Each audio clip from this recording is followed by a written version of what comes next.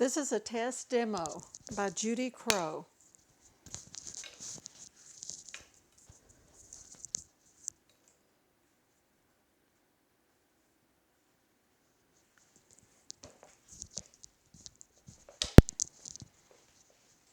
Today I'm going to be painting this little pomegranate that you see on my palette.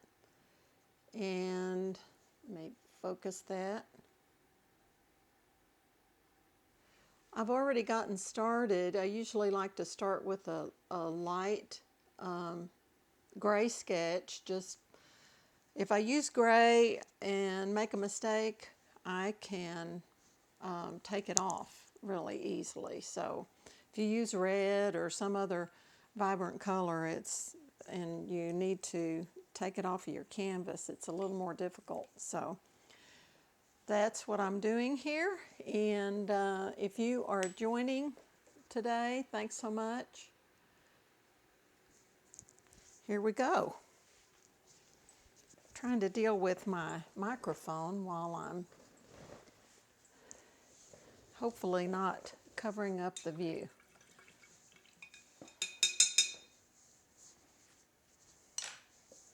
Most of my brushes are a bristle or this is called a silver bristlon. I think it's made by Robert Simmons. I can't remember exactly who makes it, but this is a typical brush I like to use. I do really like these Robert Simmons Signet brand brushes. This is a bright. A bright is chiseled and the bristles are a little shorter. This is hog hair. This is a bristle-like brush, but it's a flat. The bristles are longer and chiseled on the end.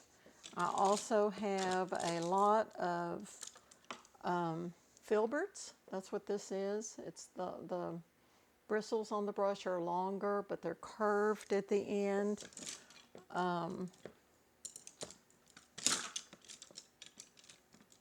Use a lot of rounds. This is called a round, and it's pretty self-explanatory. Anyway,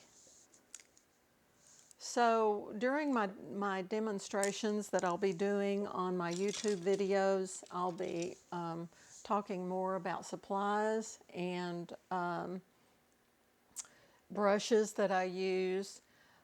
This is oil, of course, and let me tell you what my colors are. This is titanium white, cadmium lemon, cadmium red light,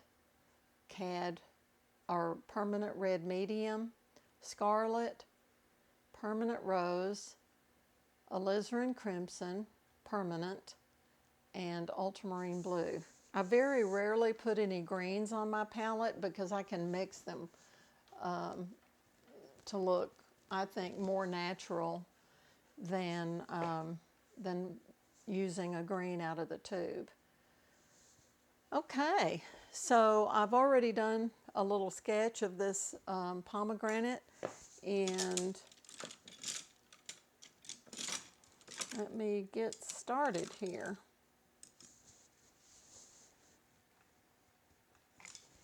I usually try to use the biggest brush I can. This is a filbert bristle, a hog hair bristle, and so let's just get this painting going.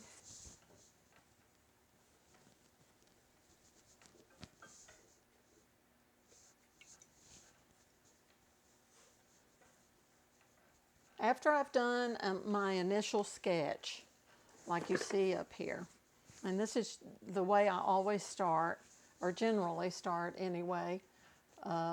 We'll talk about some other starting methods later on, but for beginning purposes, this is the best way to start, and that is by setting up your still life, making sure you've got clean, workable colors out. You don't want to use any paint that's dried up or you know, old, too old. And I mean, oil paints will last for a long time, but if they're dried up in the tube, you might as well just ditch them. And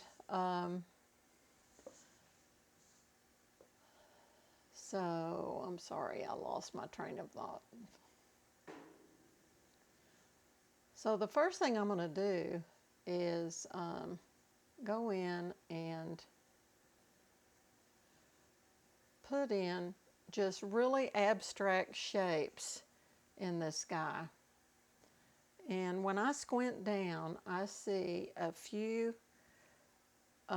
just real simple abstract shapes that are easy to see and fairly easy to paint. So when I squint down, and the purpose of squinting is so that I can see those big shapes. In this pomegranate, there's a lot of little details. There are some divots and some little pimples in this thing that I don't want to paint right now.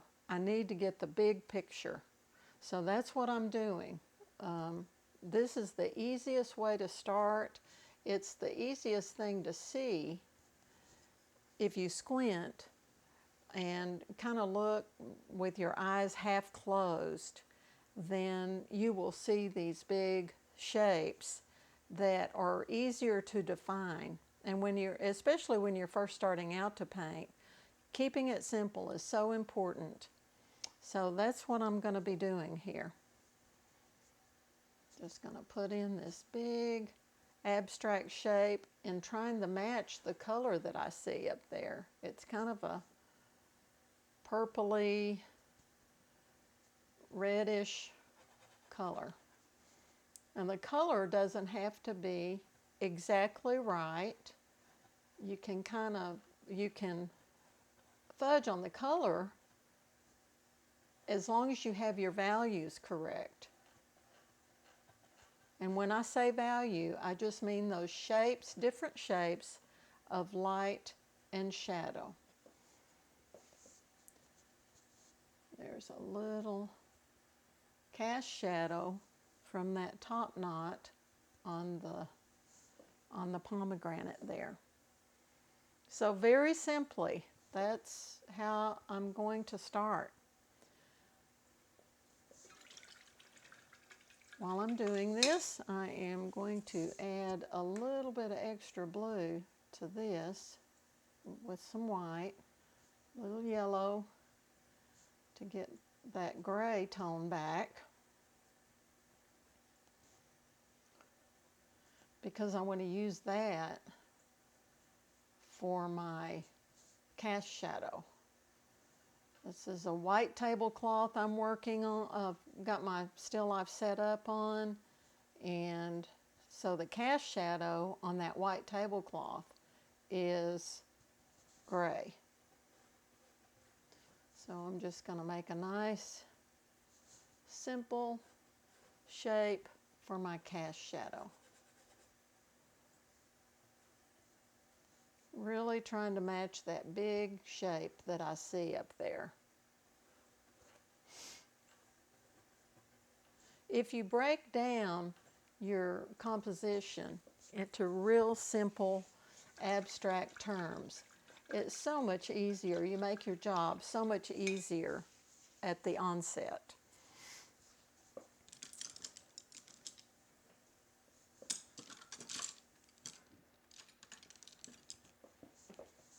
So, okay, now I'm just going to put that, there's a dark shape. I try to put my darks in first. There's a real dark, warm tone. That's at the very, kind of a brown,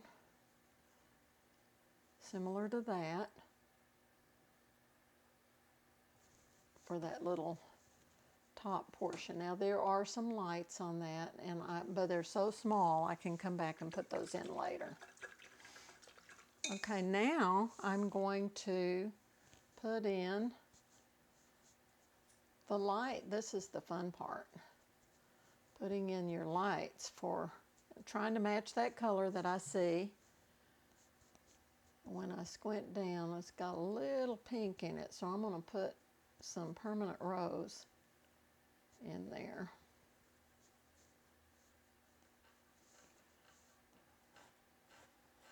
Now that's a little too bright, so let's tone it down some. Now, how would I tone down a red? Well, the same way I made this gray and this brown, and that's with my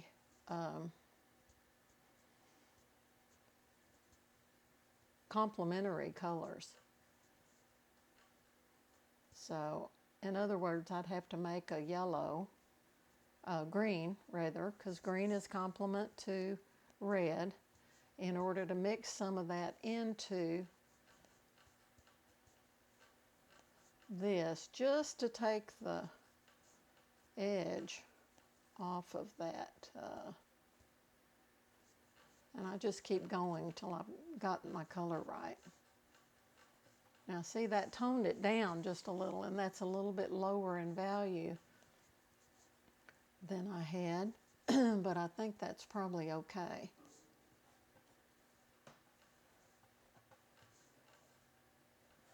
I think I had the value a little high anyway. So real simple abstract shapes. And that light travels over here to this side.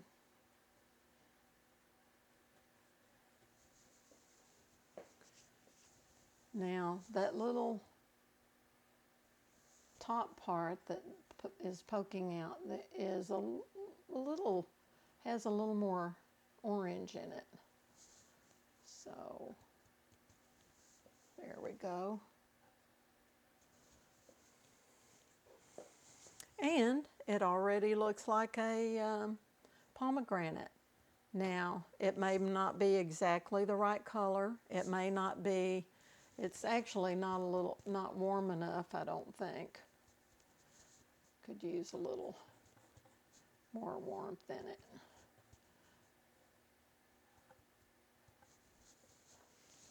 But that's what you should strive for in the beginning. And then you can go back in and make some minor adjustments. So let me show you how to do that. But before I go there, I want to put in my foreground and background.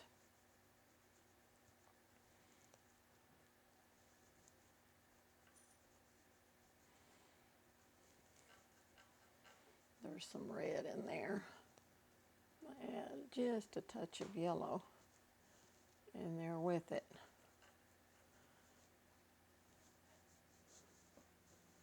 This is a good lesson because I'm using the same brush and I really should have changed brushes. You can carve out your subject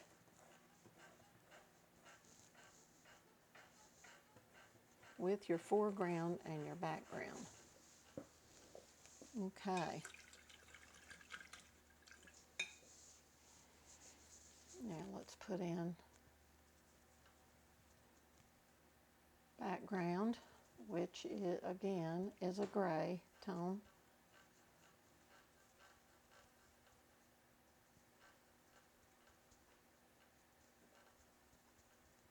And it's got some white in it, and that's a little too blue.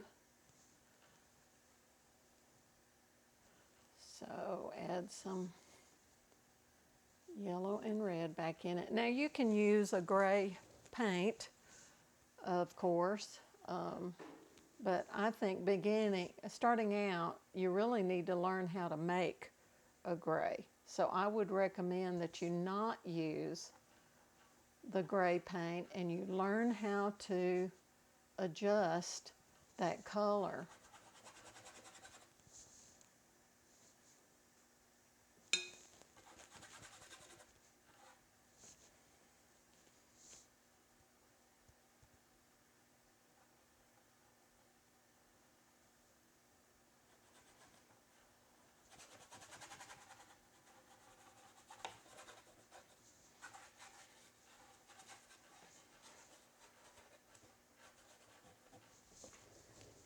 Okay.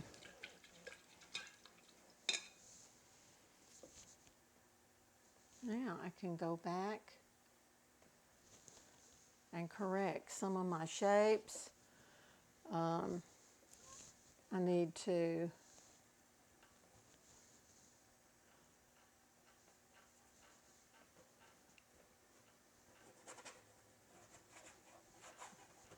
there we go.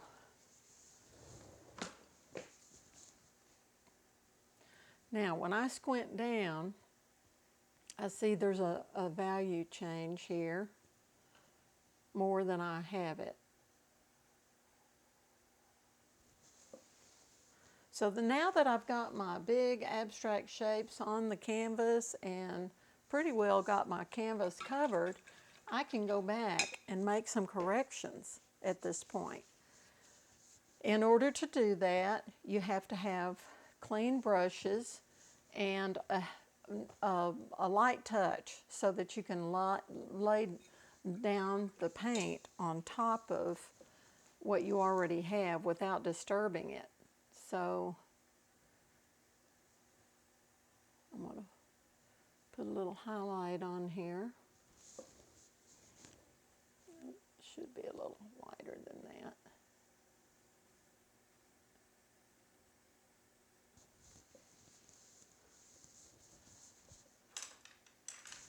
Okay.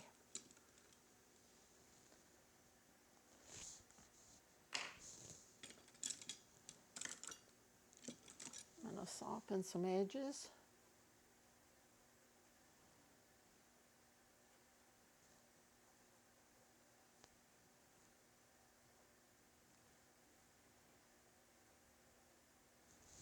I like to use a variety of brushwork when I'm doing this.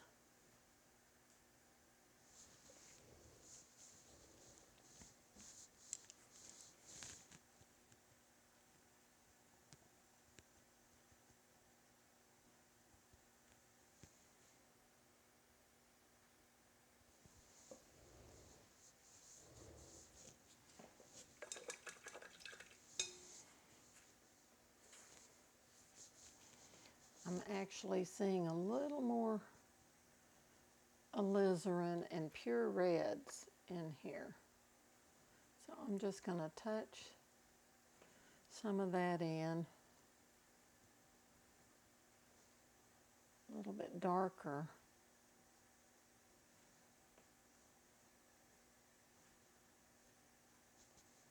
On this side, right here.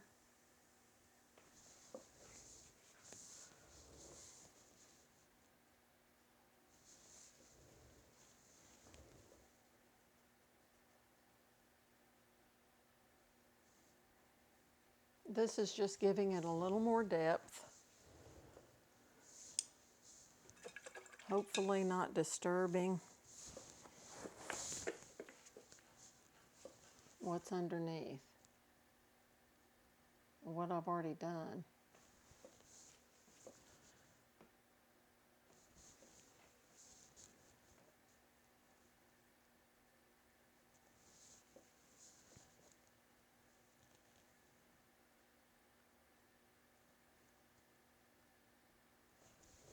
I wipe my brush a lot when I'm painting.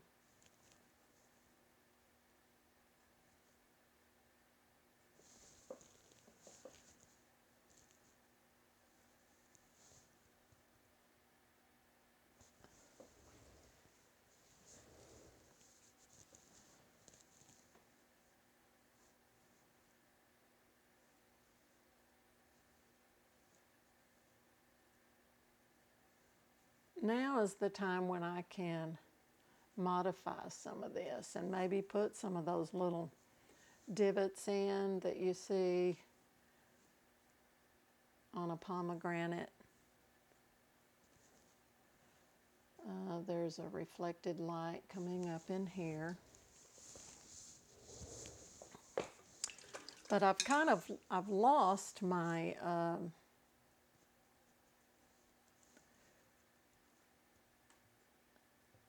I've made it a little more round than it is.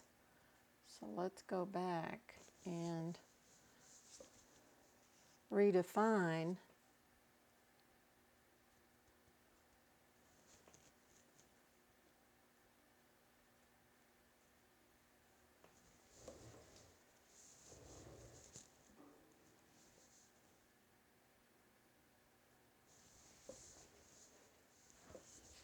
okay.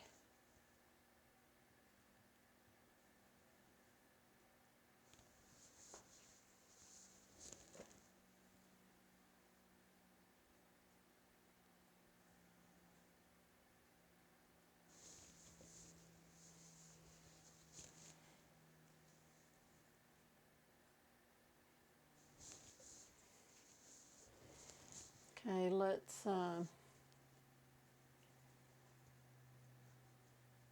put in those light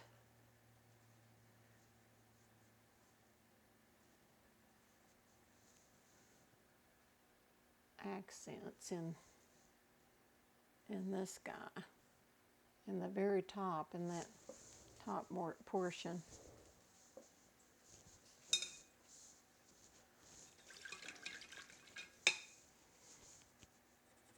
Soften some edges. Oops. That's okay. That is okay.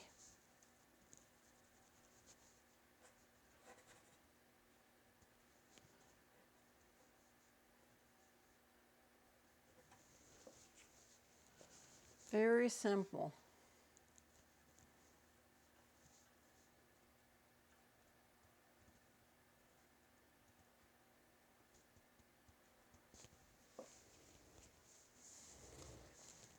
Squinting down to see my edges.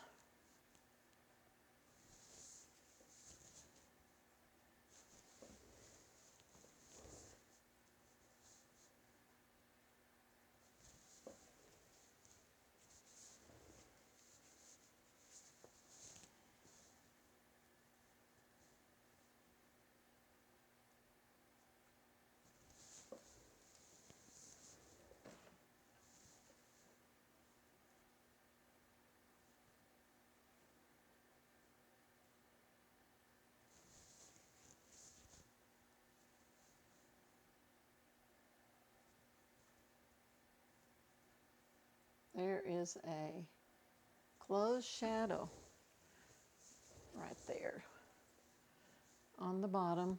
That's where it usually is, and that is where the object is sitting on your table, and that just sets your object down.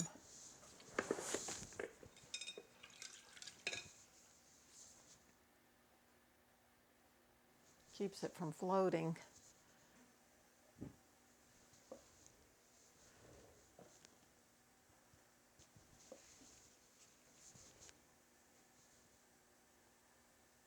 Okay. I don't want to get too carried away with this because I love simplicity, and I feel like I've done enough to it. So, pomegranate, thank you for watching.